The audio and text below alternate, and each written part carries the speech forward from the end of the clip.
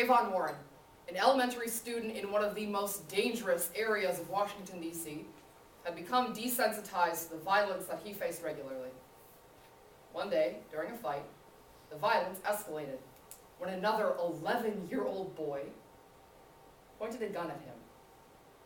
Trayvon explains, this incident and the many that both preceded and succeeded are a direct result of his sexuality. According to Vice, on March 5th, 2015, Trayvon and his friends did not run away from this abuse. They stood their ground and formed, check it, the only documented all-gay or transgender gang in America. With over 200 members, Fusion on March 6, 2015 states, Check It has become one of the most feared and aggressive gangs in the DC area. In DC, being black or queer is exceptionally dangerous. The combination of the two is life-threatening. Experiences like Warren's are far from isolated. At a time when 40% of all homeless youth are LGBT, according to Advocate on June 3rd, 2015, and transgendered women, people of color, and gay men are at the highest risk of homicide, states the National Coalition of Anti-Violence Programs 2015. Check It's violent retaliation may serve as an example of what is to come in the LGBTQ community. We'll first examine the origins of Check It, then how the gang has evolved, before finally drawing implications to the gang collectively on March 12, 2015, described as the juxtaposition of carrying switchblades and dealing drugs, while walking in stilettos and designing handbags. Trayvon told the Washington Post on April 2nd, 2015, a lot of us went through different things. Put out in the street, hunger, rape, fathers not being accepting, surrounded by violence. All we basically had was each other. We can examine the origins of Check It through their background and their creations. Washington, D.C. has a child poverty rate nearly 10% above the national average, with 1 in 3 district children living below the poverty line, states the National Coalition of Anti-Violence Programs 2015.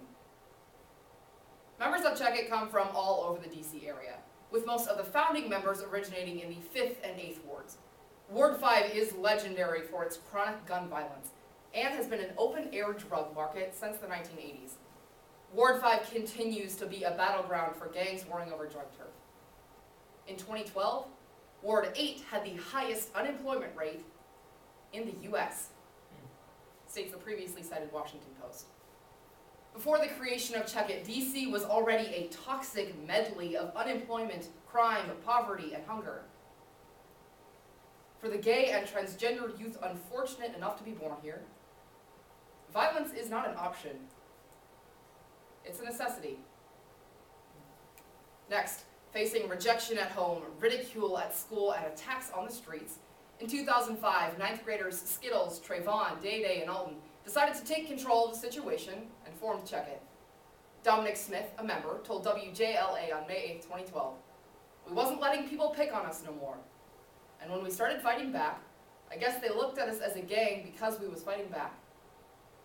In the 10 years since its creation, Check It has grown to a gang of more than 200 members, ages 14 to 22. Many members came into the gang with a criminal record. The name Check It was meant to serve as a warning. You want some of this? Better check it.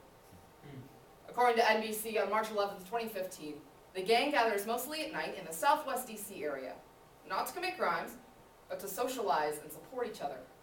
In fact, it is only the police that refer to Check It as a gang. They call themselves a family.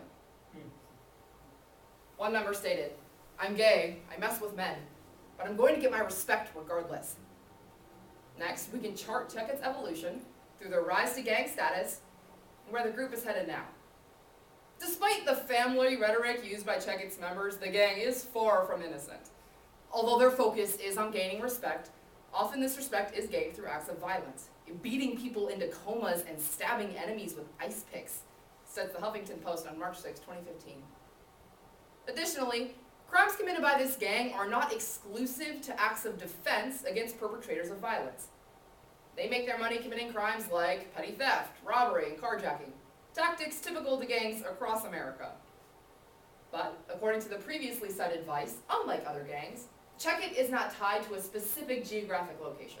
They do not operate from one particular city or ward.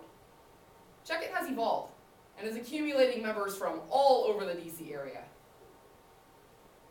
However, some members are moving away from lives of violence and crime and towards sustainable careers.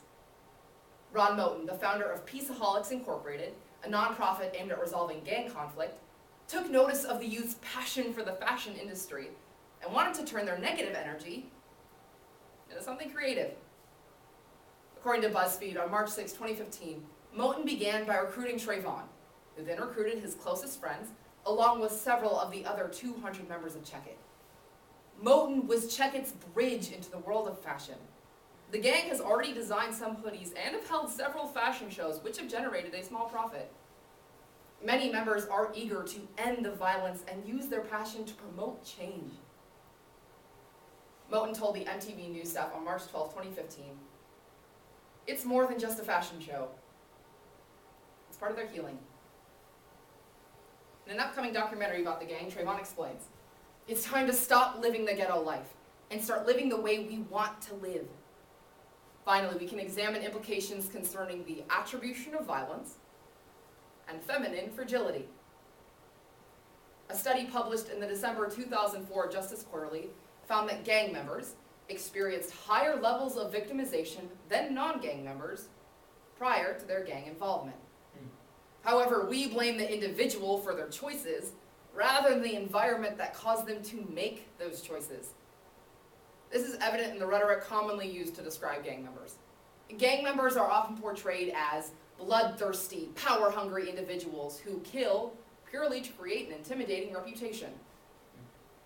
Because we can't fathom a situation that could produce such merciless violence. We don't believe that situation exists, placing blame entirely on the perpetrator. The environment that produced Check-It is not unique.